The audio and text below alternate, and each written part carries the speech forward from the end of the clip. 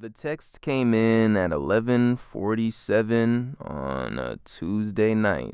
Megan was already in bed, one pillow folded under her neck, the ceiling fan humming its slow, useless rhythm. She'd worked a double at the pediatric unit. Her feet ached. Her eyes were closing. Then the phone lit up. A message from Leah, her younger sister, the one who never texted past 9 unless something was wrong. "Hey, are you okay? Danielle mentioned you haven't been sleeping. She ran into me at the grocery store. Just checking on you." Megan stared at the screen. Read it twice. She had mentioned the insomnia to Danielle once, 3 weeks ago, in a voicemail she'd left at 2 in the morning after a shift that went sideways. A kid with pneumonia. A father who screamed at the nurses. The kind of night that leaves your hands shaking even after you've clocked out. She'd called Danielle because that's what you do when you can't sleep and the walls are too close. You call the person who knows you. And Danielle had called back the next morning, soft and warm. "I'm here. You can always tell me anything." That was always Danielle. Megan typed back to Leah. "I'm fine. Just had a rough week a while back. No big deal." She set the phone down, turned over, closed her eyes. But something sat wrong. A pebble in a shoe. Too small to stop for, too sharp to ignore. Why had Danielle told Leah? She pushed it away. People talk, friends share. It wasn't a secret. She was being paranoid. The ceiling fan turned. The room was dark, and Megan told herself it didn't matter. It mattered. She just didn't know it yet. Megan and Danielle had been best friends since sophomore year at Penn State. 12 years. Longer than most marriages. Megan liked to joke. And in some ways, it was truer than a marriage. Because Danielle had been there for all of it. The breakup with Danny freshman year. The panic attacks junior year. The phone call when their dad got diagnosed. The apartment search after graduation. The first job. The second job. The third job. Every holiday. Every crisis. Every Wednesday night takeout order. Danielle was the emergency contact on every form Megan had ever filled out. She was the +1 at every wedding. The voice on the other end at 2 in the morning. The person who, when Megan said, "I don't know what I'd do without you," made her mean it in a way she'd never meant it about anyone else. And Danielle was good at it, at being the friend. She remembered birthdays 3 weeks in advance. She sent care packages when Megan was sick. She posted essays on Instagram for Megan's birthday, the kind with old photos and captions like, "12 years and still my person. I don't deserve you."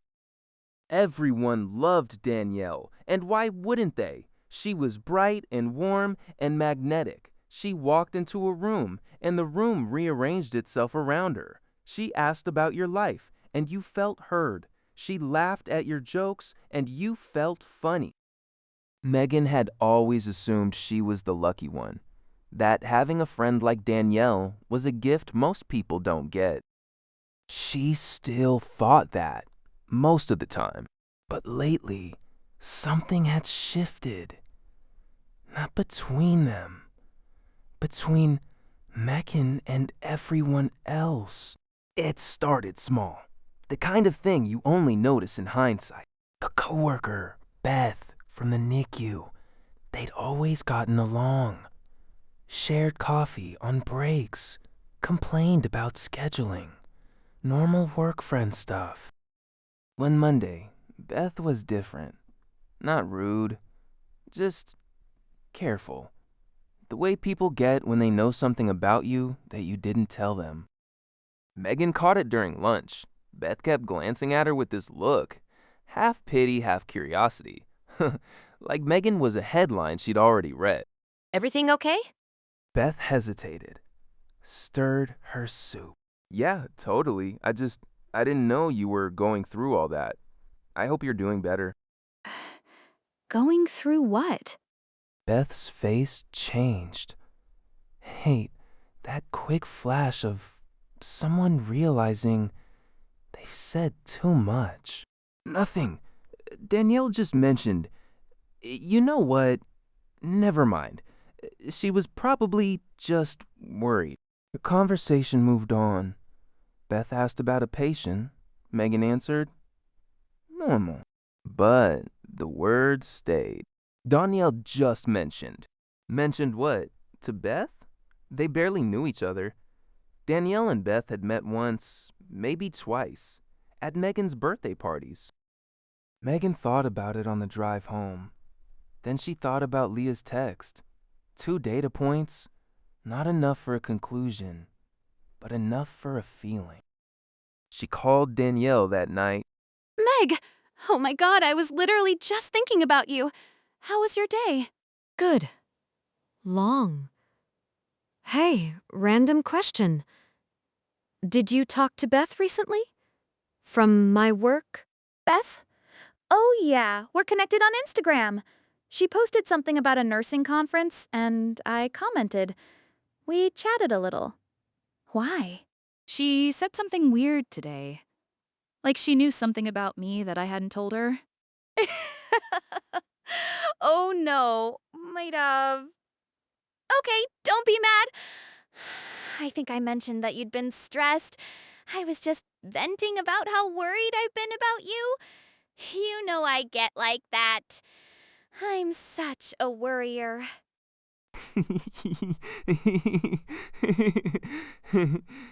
She laughed. That warm, self-deprecating laugh that made you feel like she cared too much, never too little. I'm sorry, Meg. I wasn't gossiping or anything. You're my person. When you're hurting, I hurt. It just slipped out. I'll be more careful, I promise. No, it's okay. I get it. I just was confused. That's all.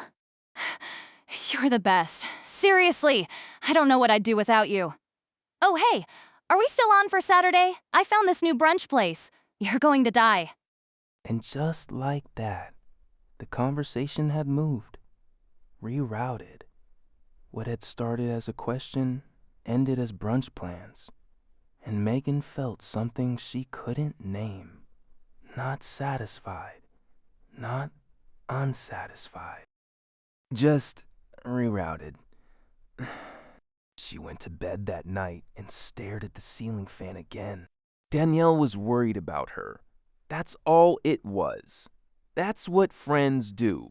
Except Megan hadn't asked her to worry. She'd asked her to listen. There's a difference. The thing with Tyler happened 2 weeks later. Tyler was a paramedic she'd been seeing for about a month. Nothing serious yet. But it was easy. He made her laugh. He texted first. He didn't play games. Then he stopped texting. Not gradually. Just stopped. Mid-conversation, almost. One day, he was asking about her weekend. The next, nothing. Megan did what she always did. Blamed herself. Maybe she'd said something wrong. Maybe she'd been too much, too needy, too available. She ran into him 3 weeks later at a coffee shop near the hospital. She almost didn't say hello, but he saw her first. He looked uncomfortable. The kind of uncomfortable that comes with guilt. Hey, Megan, look, I owe you an explanation. Yeah, you don't owe me anything. We only went out a few times. He rubbed the back of his neck. Your friend, Danielle, she reached out to me. She said she was worried about you, that you'd been going through a hard time.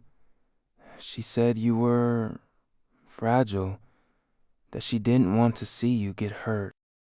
Megan's stomach dropped. She said, what? She said you'd been struggling with anxiety, I think, and that she thought you might not be in a good place for dating right now. She was really nice about it. She made it sound like she was protecting you. Megan stood in the coffee shop with her latte in her hand, and felt the ground tilt. I pulled back because I didn't want to make things worse. I'm sorry. I should have talked to you directly. She told you I was fragile. Not a question. A realization. She drove home with the radio off. The silence was not peaceful. It was the kind that comes before something breaks. Danielle had contacted Tyler, had reached into Megan's private life and reshaped it, had described Megan to a man Megan was seeing as fragile, struggling, not ready. And Megan had been sitting at home for 3 weeks, checking her phone, wondering what she'd done wrong. She hadn't done anything wrong. Someone had done something to her. That night, Megan sat on her apartment floor with her back against the couch and thought about calling Danielle, confronting her, asking why. But something stopped her. A voice in her head. The same voice that had been whispering for weeks, ever since Leah's text. I only told Danielle. The insomnia. She'd only told Danielle. The stress at work. She'd only told Danielle. The anxiety she'd been managing since college. She'd only told Danielle. And now her sister knew. Her coworker knew. The man she was dating knew. All things she'd shared in confidence. In the dark, in the vulnerable hours when your walls are down and you trust the person on the other end of the line to hold what you give them. Danielle hadn't held it. She distributed it. Megan made an appointment the next day, not with Danielle, with a therapist. Dr. Chen's office was on the 3rd floor of a converted brownstone in Rittenhouse Square. Small, warm. A leather chair, a window facing a courtyard, and a clock that ticked so quietly you forgot it was there. He was older, late 50s, gray at the temples, the kind of man who looked like he'd heard everything and judged none of it. What brings you in? I think my best friend has been. I don't know how to say this without sounding paranoid. Try saying it the way it sounds in your head. We can worry about how it sounds later. I think my best friend has been talking about me. Behind my back. To people in my life. Sharing things I told her in private. How did you come to suspect this? My sister texted me something I'd only told Danielle. A coworker acted like she knew about my personal life. And a guy I was seeing, he said Danielle contacted him, warned him about me, called me fragile. And before these incidents, had you ever suspected something like this? Megan opened her mouth, closed it. No, I mean, maybe. There were times when I'd meet someone and they'd seem to already know things about me. Like I had a reputation I didn't create, but I always figured, I don't know, that I was just overthinking it. What made you dismiss it? Because it's Danielle. She's been my best friend for 12 years. She's the most supportive person I know. She sends me care packages when I'm sick.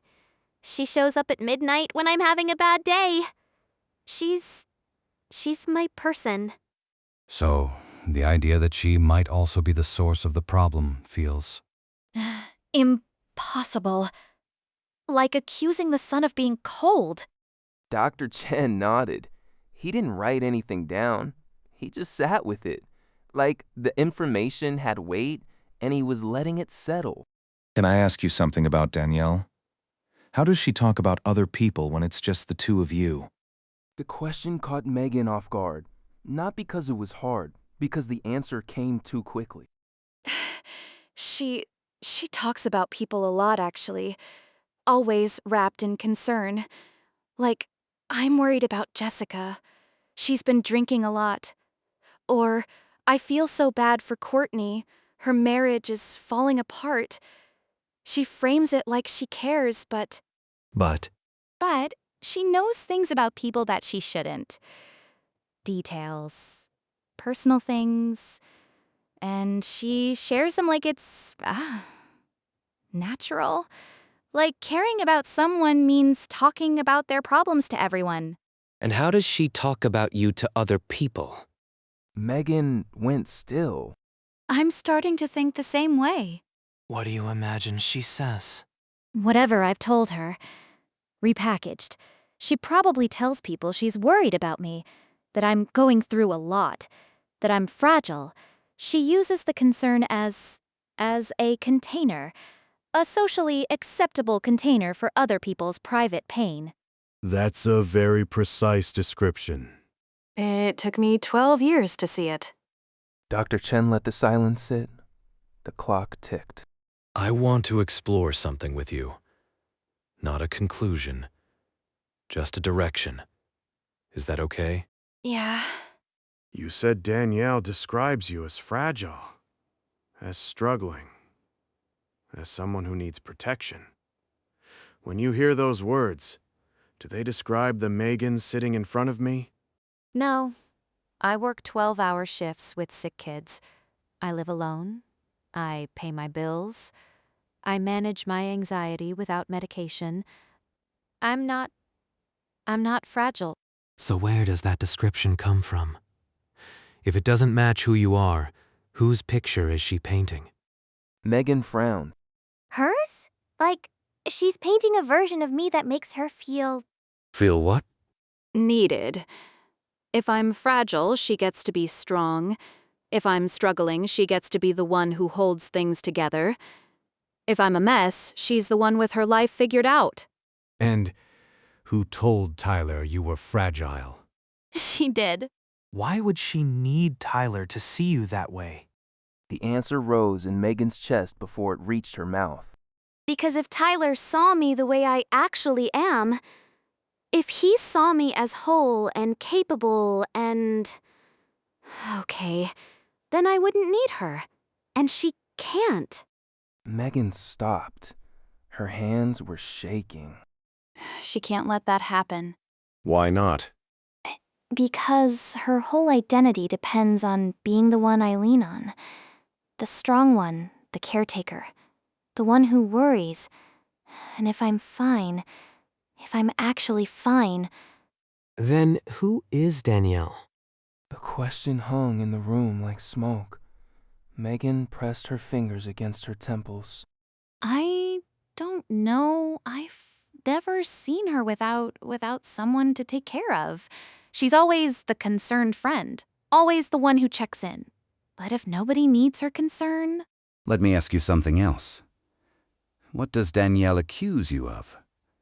Not directly, maybe, but in the things she says about you, the way she describes you to others. What qualities does she assign to you? Fragile, anxious, needy. She once told a friend of ours that I get jealous easily, and she told her sister that I talk about people a lot. Jealous, needy, talks about people. Those are the qualities she attaches to your name. Yeah. Now, I want you to sit with this for a moment. Take your time. Which one of you gets jealous when the other succeeds? Megan's breath caught. When I got the promotion at the hospital last year, Danielle congratulated me. But then she spent the whole dinner talking about how stressful leadership is, how people burn out, how she'd never want that kind of pressure. By the time we left, I felt guilty for being excited. Which one of you is needy? She texts me constantly. If I don't respond within an hour, she sends a follow-up. Just checking you're okay? If I make plans without her, she gets quiet. That cold quiet that makes you feel like you've done something wrong. And which one of you talks about people? Megan laughed. Short, bitter. Not a happy sound. She does. Every single conversation. Someone's marriage, someone's drinking, someone's weight, someone's breakdown. All of it framed as concern. I'm just worried about them. But she knows everything about everyone, and everyone knows everything about me. So the picture she paints of you jealous, needy, talks about people, who does that actually describe? Her. It describes her. The words fell out of her mouth and landed on the floor between them. Heavy, real, undeniable. Dr. Chen didn't rush. He let the realization breathe. There's something Jung observed that I think might be useful here. He wrote that what we refuse to acknowledge in ourselves, we discover in our neighbor, and we treat them accordingly. He called it shadow projection. Shadow projection? A shadow is everything a person can't or won't see in themselves. The envy, the insecurity, the need to control.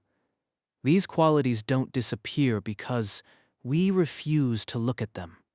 They get placed on someone else, someone close, someone trusting, someone who won't fight back.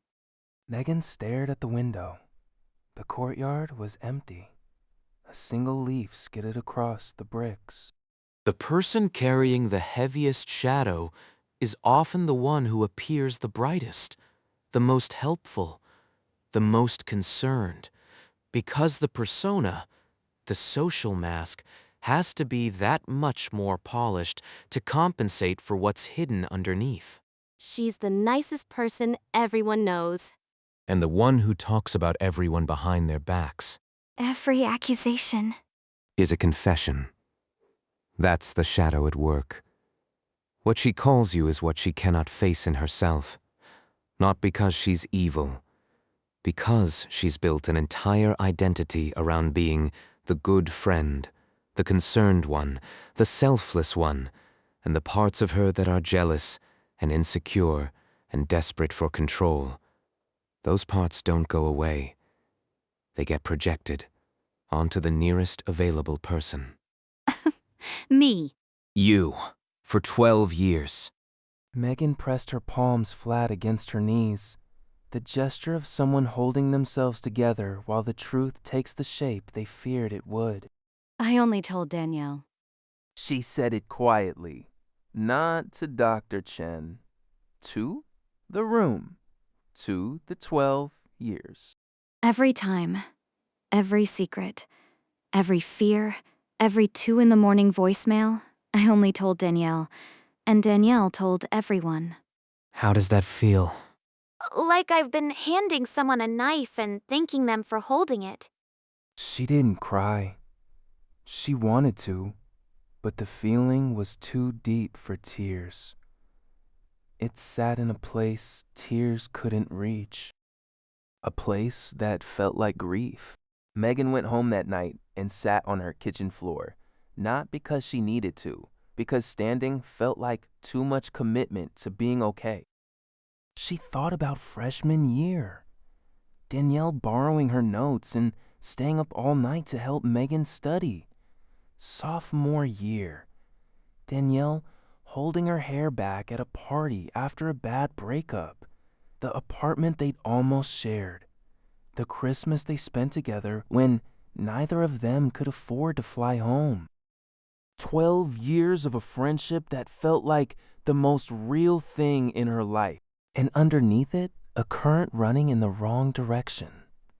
A slow, invisible erosion. Every vulnerability Megan had shared, carried out of the vault and distributed like pamphlets. Every failure broadcast as concern. Every insecurity repackaged as gossip wrapped in love. She tried to find the moment it started, but there was no moment. That's the thing about someone who's been doing this from the beginning. There's no before, no baseline to compare against. The water was always poisoned. Megan just didn't taste it because it was the only water she'd ever known. She picked up her phone. 12 years of texts with Danielle. She scrolled through them, not reading, just looking at the shape of it. Thousands of messages. Long paragraphs from Megan, confessions, fears, bad days, good days, everything. And Danielle's responses, short, warm, redirecting. I am here for you. You can tell me anything. I'm so glad you trust me. Megan had always read those as love. Now they read like receipts. Confirmation that the information had been received, filed, and would be redistributed at a time and place of Danielle's choosing. She went back to Dr. Chen the following week. How are you doing with what we discussed? I keep going back and forth. One minute I see it clearly. The next minute I think I'm being unfair. She's done so many kind things for me. Real things. She drove 2 hours when my dad was in the hospital. She helped me move 3 times. She's both. What? She's both the person who drove 2 hours and the person who told Tyler you were fragile. People project their shadow onto the people they're closest to, not onto strangers. Proximity is what makes it possible. So it's not that she doesn't care about me. It may be that she cares very much, but the caring is entangled with something else, something she can't see in herself. The need to be needed, the fear of being ordinary, the envy that surfaces when you succeed without her. These are her shadows, and she's been placing them on you for over a decade. I keep thinking about what she told Tyler. Fragile. That word, it's followed me my whole life. People treat me like I'm delicate, like I'll break, and I never understood where it came from. Where do you think it came from? from her. She's been telling people I'm fragile for years. That's why Beth looked at me that way. That's why my sister texted me out of nowhere. That's why people I barely know seem to handle me with kid gloves. It's not something they concluded on their own. It was planted. Jung also wrote that projections have a peculiar quality. The person receiving the projection begins to doubt themselves. They start to wonder if maybe they really are what the other person says they are. The projection becomes a kind of spell. You start living inside someone else's description of you. I thought I was fragile. I actually believed it. I've been calling myself that in my own head. Whose word was it? Hers. And who is fragile? Megan closed her eyes. Breathed in, breathed out. She is. She falls apart when she's not the center of something. She panics when I make plans without her. She can't handle being alone. She needs people to need her because without that, she has nothing. And the word she chose for you? Was the word she couldn't say about herself. Every accusation is a confession. She said it like she was laying a brick. Building something solid where there had only been sand. 3 weeks passed. Megan didn't call Danielle. She didn't text. She didn't explain. She just stopped. Not all at once. Gradually. The way you step back from a fire. First, the heat on your face fades. Then the smoke clears. Then you realize how close you'd been standing all along. She stopped sharing. That was the first thing. The 2 a.m. voicemails stopped. The long texts about her day stopped. The confessions, the fears, the messy truths she used to pour into Danielle like water into a well. She kept them. Not because she was punishing Danielle, because she was protecting herself. For the first time in 12 years, she held her own information, and it felt strange. Like carrying something in your arms that you'd always handed to someone else. Danielle noticed. Of course she did. The first week, she texted more. Hey, haven't heard from you? Everything okay? Miss you. Did I do something? The second week, the tone shifted. Meg, you're being weird. I don't know what's going on, but I'm here if you want to talk. Everyone's been asking about you. Everyone. Megan noticed the word. Danielle invoked everyone the way a general invokes an army, a reminder that the network existed. that Danielle controlled the narrative. That silence would be noticed and reported. The third week, Danielle called. Megan picked up. She didn't know why. Habit. Maybe 12 years of habit. Meg, what is going on? You've been Mia for weeks. I'm literally losing my mind worrying about you. I'm fine, Danielle. Just busy. You're not fine. I can hear it. Talk to me. What happened? Is it Tyler? Because I told you he wasn't worth it. I said that from the beginning. There it was. The redirect. Tyler wasn't worth it. The problem was external, not standing on the other end of the phone. It's not about Tyler. Then what? You're scaring me. People are worried. Beth asked me if you're okay. Your sister called me. People are worried, Beth asked. Your sister called. The intelligence network reporting in, confirming that the information was still flowing, that Danielle was still the switchboard through which Megan's life was routed. Danielle, Yeah? when you talk to Beth about me, what do you tell her? A pause. 1 second. 2. What? I mean, she asks about you sometimes, and I just say you're doing well. Or if you've been stressed, I might mention. Meg, I'm not talking about you. I'm looking out for you. That's what friends do. And Tyler? What did you tell Tyler about me? I was protecting you. He seemed like he was moving too fast, and I didn't want you to get hurt. You've been through a lot. I was trying to help. You called me fragile? Silence. The kind that has texture. Like quote mole. Like static. I was just trying to explain that you needed someone who'd be gentle with you. I didn't mean it in a bad way. Megan, you're my best friend. Everything I do is because I care about you. You know that, right? I know you believe that. What's that supposed to mean? Nothing. I have to go. Meg, wait. Something's wrong. Just tell me. You can tell me anything. You can tell me anything. The phrase that had been the foundation of 12 years. The open door, the invitation, the trap. Megan heard it, and for the first time, heard what lived underneath it. Not, I want to help. Not, I want to understand. I want to know. Because knowledge was currency, and Danielle had been collecting it for 12 years.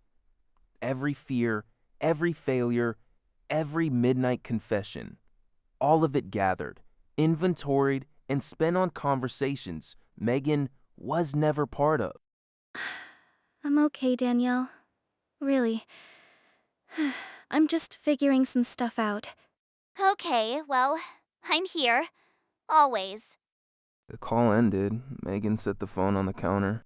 She waited for guilt, for doubt, for the familiar pull to call back, to smooth things over, to make Danielle feel okay about the conversation. The pull didn't come. In its place was something quieter, sadder, but honest. She went back to Dr. Chen one last time, not because she needed answers, because she needed to say it out loud. I'm grieving. Tell me about the grief. It's not anger.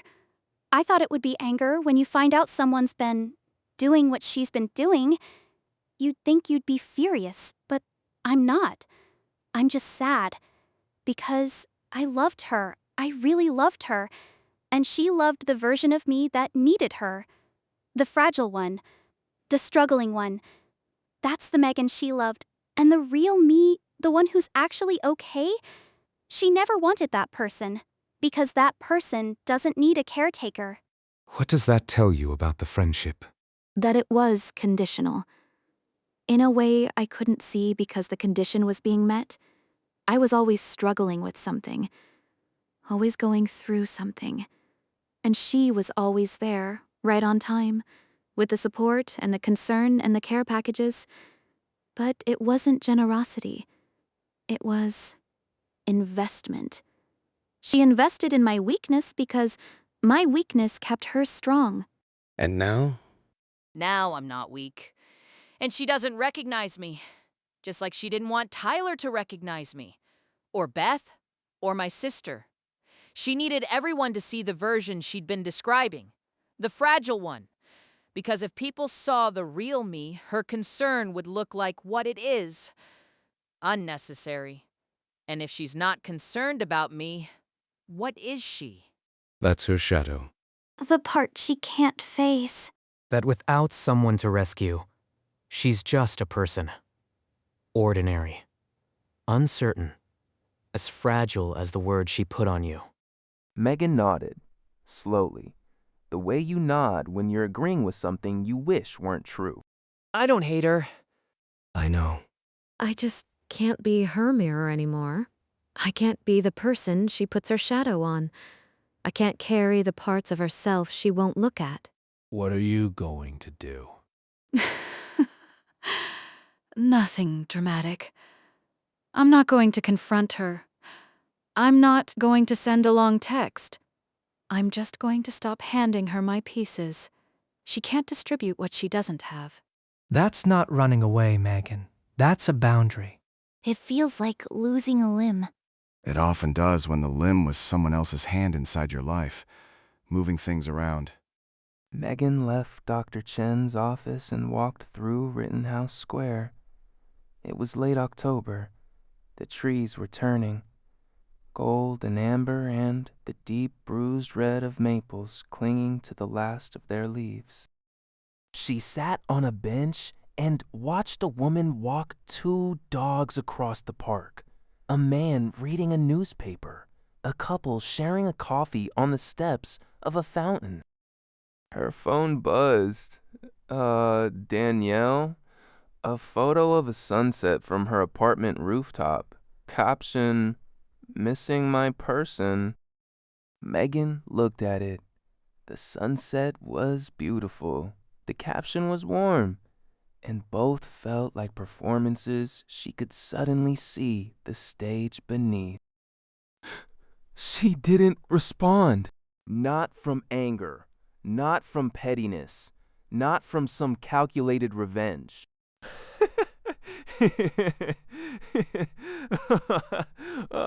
She didn't respond because for the first time in 12 years, she didn't feel the need to. Silence was not empty. It was full. Full of every secret she would keep from now on. Every midnight thought she would hold.